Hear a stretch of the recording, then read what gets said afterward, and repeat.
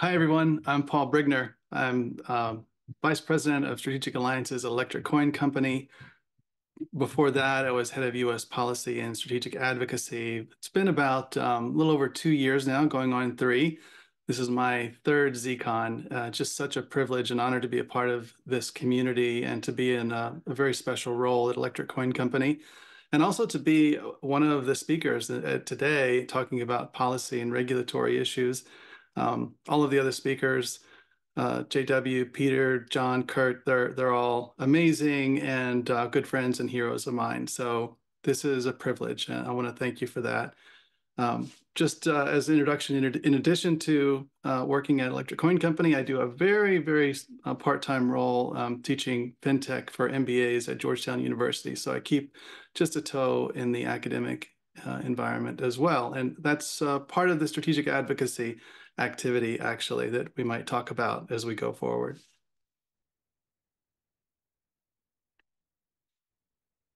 Okay, so I've got a lot to cover here, and I'm going to try to keep it quite high level because if I go too deep, it's just too much, frankly. I'm going to just give you some key takeaways, policy takeaways from the last year since we did ZCon. I think I did a session like this at ZCon last year. So let's go into it. And wow, what a year it has been. And I think that in so many ways, you could say that I'm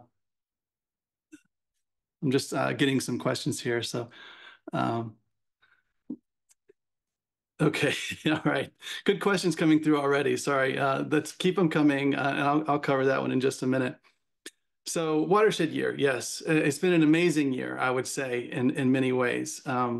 And we'll talk about the bad later, but let's focus on the good for just a moment. The Bitcoin ETF approval was just an incredible milestone for the industry. And however you look at that, good or bad, I think that some of us lament that to some degree because it is a sign that Bitcoin is becoming more TradFi and a little bit more captured than I think some of us would like for it to be. But it has just done amazing things for raising the profile of the industry, bringing new investment into the industry, and the fact that the SEC was forced to move that forward is just a huge deal. So overall, a great thing. We've got a lot of bad things behind us too. You know, FTX and other catastrophic failures are in the rearview mirror. A lot of that stuff is being settled. There's a few things that I think are still working their way through bankruptcy proceedings and court proceedings, but a lot of it is behind us. You know, we're getting a lot of the sentencing done for some of those individuals, and you know, it's some of that I kind of hate to see that happen, but it's nice just to get that behind us and move past some of the really bad things that have happened in the industry. Hopefully we don't have more of those. This is a big one. Significant funding has been deployed to support pro-crypto political candidates. And we also have grassroots that are activating. Just this morning, I was reading, I think it's covered in Reuters today, over $100 million is now in super PACs dedicated to placing pro-crypto candidates in certain races. And you've seen organizations like A16Z and Coinbase and others really stand up and put their money into this. And that is a game changer. Whenever it is demonstrated that the crypto industry is important enough and is well funded enough, has enough backing to put this kind of money into political races, we will see a tide change. And I think that there's already, just because the fact that money is there, even it hasn't had the effect yet, it's changed the dynamics in politics broadly. We have some outstanding congressional crypto champions, and they're pushing a lot of legislation forward. We have so many different bills that have been proposed. Some of them have made quite a bit of progress. I'm not going to go into them all now, but you know, we can thank people like Representative Emmer, Patrick McHenry. We've got Senators Gillibrand and Lummis and many others. And just as important, it's their staff. They have great staff, and we're going to talk about that a little bit later in the presentation as well. We've also had a lot of offensive court cases initiated, and it's really frustrating that we have to go down this path of having court cases be the ultimate decision in policy making, because that's not actually the way it's, you always want the court there as a backstop, but you'd like the policy to be made and then then take it there, not the way it's been working. I think it's been anyway, we'll talk more about those details later too, but at least we are making progress with good court cases that I'll show you in a minute.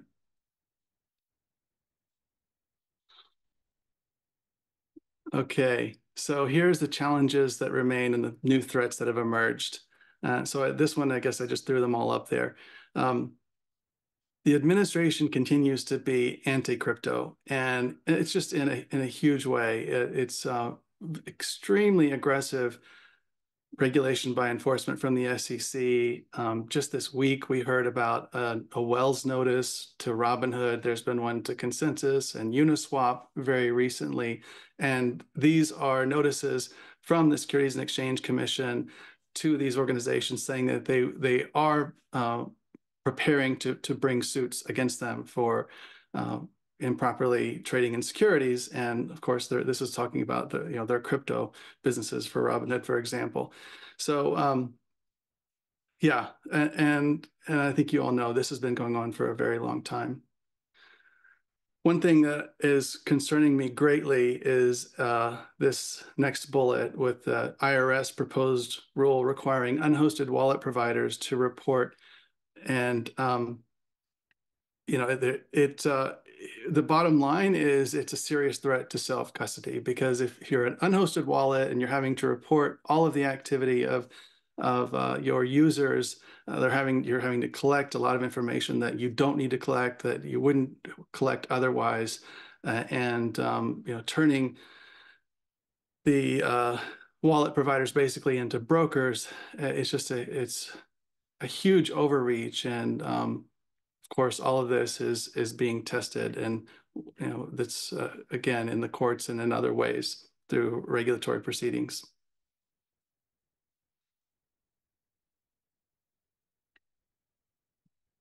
There've been some meaningful efforts to move legislation forward, as I mentioned, but unfortunately they've just largely stalled. They may get out of committee, they may get some votes, but ultimately they don't get quite far enough, and we don't have the enough bipartisan support to move anything. And really what has been the biggest concern that I've watched very closely over the last few months is the global conflicts really have raised the issue of illicit finance like it has never been a focus before. And people like Senator Warren have really latched on to this. And there's been a lot of legislation crafted that would, again, threaten self-custody, threaten privacy, and pretty much, in many ways destroy the industry. So these are things that continue to watch closely. And we also have a lot of defensive court cases, both civil and criminal. The criminal ones have been discussed already today. So these court cases, I'm not going to go through these in detail because there's just so many, but the Blockchain Association does a great job of providing summaries of these cases, and I wanted to make them available to you at a high level here, just in case you wanted to have a reference after this presentation. You can see, these are all cases against the SEC brought by the industry, trying to clarify, for instance, with the Blockchain Association, the dealer rule that was recently finalized. I'm sorry, and the status of ETH as a security with Consensus. Just so many issues that are currently being litigated offensively, which is good for our industry. And then against other agencies as well. Coin Center, of course, we had Peter on. They're involved in 2 of these cases there that are listed. And of course, the Treasury Tornado Cash case. But there are cases brought by the SEC, and some of these have been going on for a very long time. And I would love to see a win on some of these. I think that would just be an unbelievable game changer for us. And I think it's possible that, we might see some of that coming soon, since these things have been hanging out there for so long. These are the ones that are most concerning for us. And I won't go into them because I think they've already been discussed quite a bit. But the fact that, we're having criminal cases around this is just highly concerning. So what is our strategy? What have I been doing in Washington, D.C.? I've been working very hard to forge close relationships with influencers. We have limited resources. We don't have a large team of people like some other projects do, like some of the larger projects or some of the exchanges and other entities working in crypto. So I have to be very scrappy, and I have to do things mostly on my own and do a lot of the grunt work, candidly, to make things happen. But I do a lot of activities that I'll describe in a moment to develop close relationships with Hill staff, with other industry leaders, trade associations, think tanks, advocacy groups, and in universities and academics. And a lot of the activity is around convening meetings and curating discussions. And that is something that I think adds a lot of value, because a lot of people, want to elevate their own voice primarily, and they don't take an approach of elevating others. And by taking a strategy of elevating others and helping the industry in general, we are in the mix in a very important way, in that we're actually bringing all the people together, and we have a little bit of a role in curating those discussions as well. And then we get a lot of the credit for being the organization that is bringing people together. So when you don't have all of the resources, like some entities, to just come in and directly dominate a discussion, I think a much better way to be important and to be relevant is to just help everyone else elevate their own voices, and then yours is just part of the mix, and then you get respect for doing that. So that's kind of the strategy that I've been following for quite a while now. So here's the stuff that I've been doing specifically. The pretty good policy for crypto. It's a industry-leading initiative, and it includes a monthly breakfast series. It includes a podcast and special events. Been doing this now since almost the entire time I've been at Electric Coin Company, and it just worked out so nicely. Someone mentioned to me the pretty good privacy breakfast meetings that ECC hosted at events, and suggested that we should do something in DC, and that just sounded brilliant to me. So I really ran with that. And especially the monthly breakfast series has just become something that is kind of pivotal here in DC for the crypto policy community. And I work closely with the Blockchain Association on that. I work closely with Coinbase, as well as we just made a switch. I was working at Georgetown, but now it's University of Southern California, and they have a very active and great blockchain research center there. The podcast series, I actually have backed off of that a little bit this year just because of bandwidth. I think many of you know that we welcomed a new baby into the family this year, and over the past few few months, trying to get through those first few months is quite a struggle. So I want to get back to that. And I think it's a very important initiative. And then we'll talk about the special events, which has primarily been the Global Encryption Day celebration that we've done for the last couple of years. Talked about these partnerships. I just can't tell you how important that they've been. Again, it's taking the lead on something that all of these organizations would like to do, but they have limited bandwidth as well. So they're willing to partner and he'll let me just take the charge and lead this activity. And I really, honestly, I'm doing every little detail of it, from the video to the venue to getting the catering. I mean, everything. So it's a lot of work actually, and it's a ton of work for me to do on a monthly basis. So it keeps me very busy, but it helps me develop very close relationships with these other groups, and that is just priceless.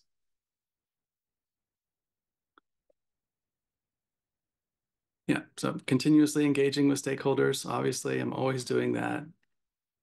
Strong social media presence. Over the last couple of years, we've published a ton of videos on YouTube, over 80 videos, 10,000 views on X, Twitter. We have, for the most recent two meetings, I've been featuring each of the Pretty Good Policy breakfast speakers in their own separate video and their own posts so that that can be reshared. So I've got just like 5,000 views for the last couple of meetings. LinkedIn, growing presence there. So I'm actually live streaming now the Pretty Good Policy breakfast to all three of these platforms. And again, just trying to get more leadership out there and more take these things to a higher level of profile. I wanted to share with you just a very short video of one of the speakers at a PGP breakfast recently. This is Lizzy Fallon. She is a legislative director for Representative Emmer, Whip Emmer, in the House. And I just loved what she said. I thought it just, to me, it crystallizes why I'm doing the PGP breakfasts, and it highlights people like her who I think are just doing amazing work for the industry. So if you don't mind, I'm just going to play that for you for a couple minutes. It's about 4 minutes, I think.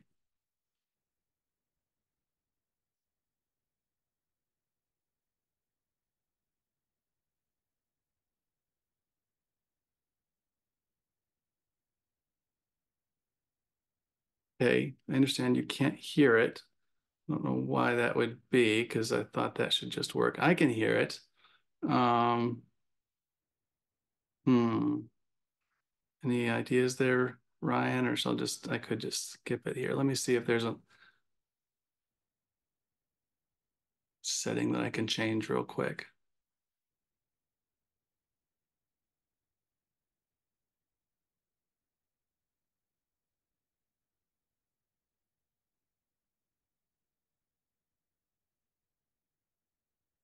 No, I don't think so. So I'm gonna just skip that. Um, I'll share a link afterwards. So let me see if I can skip.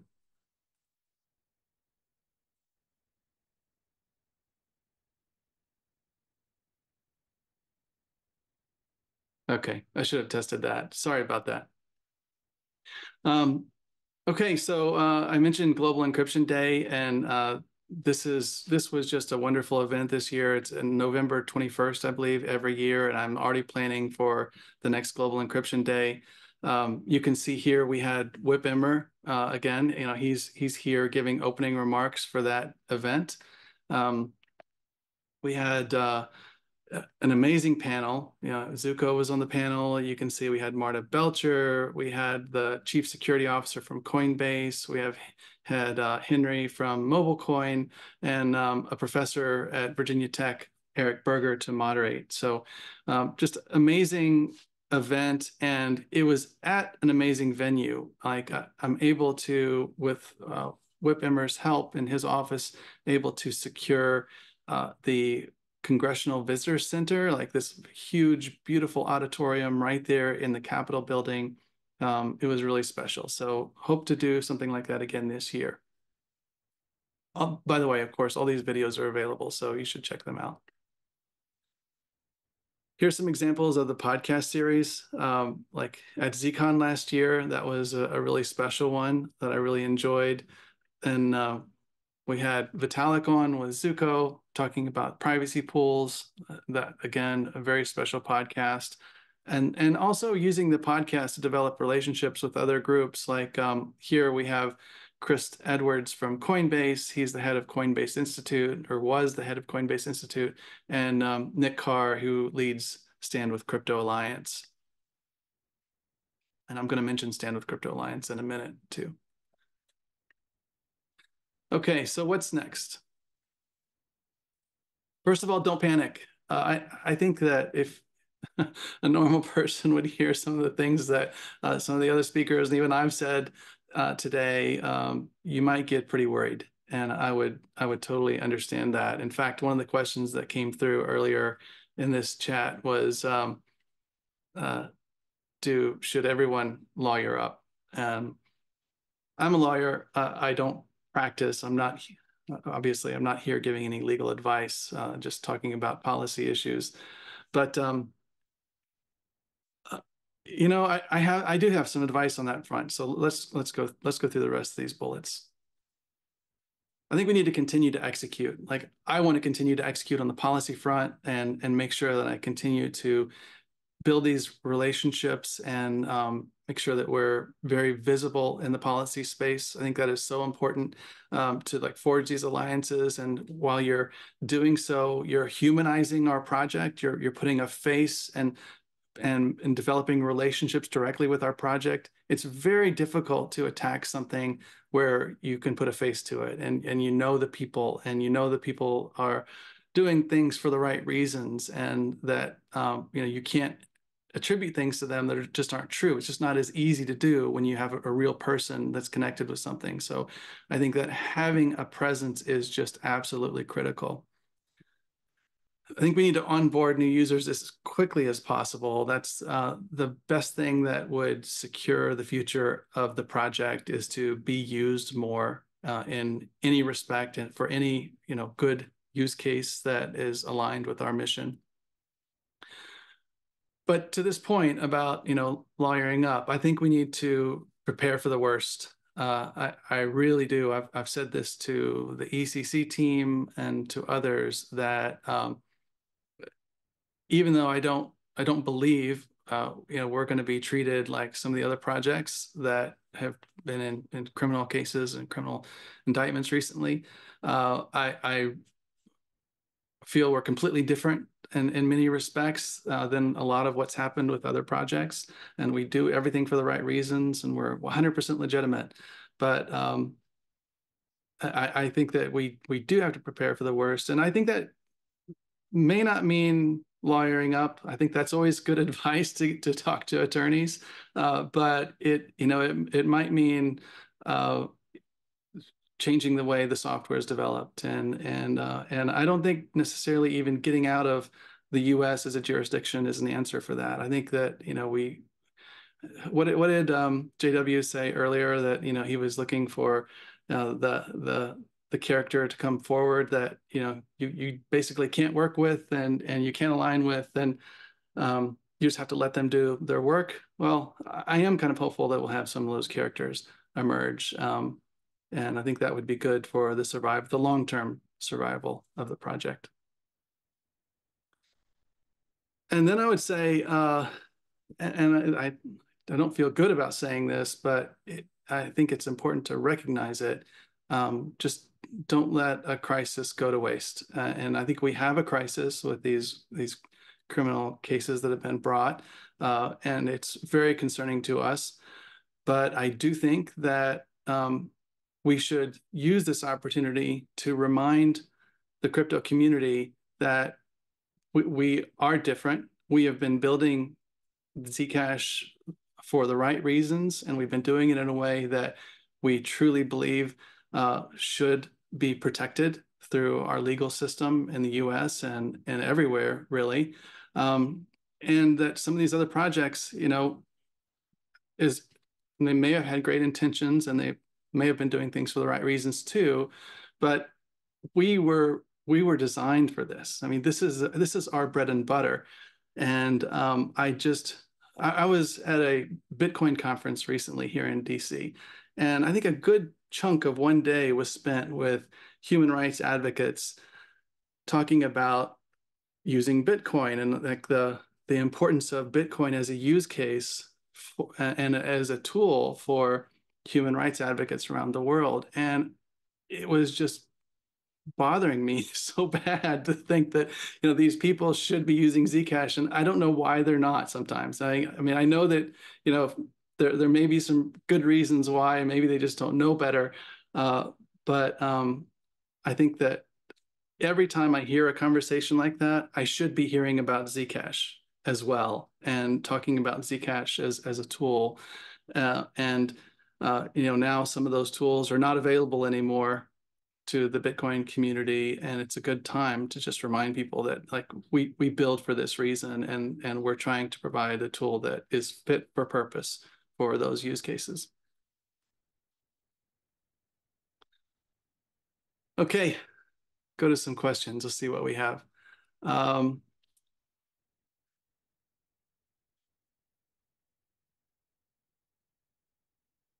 Yeah, the question is, I've been reading about CSAM, client-side scanning, other regulations against encryption. Do you see anti-privacy regulation in cryptocurrency as being part of this larger climate, or does it seem relatively separate?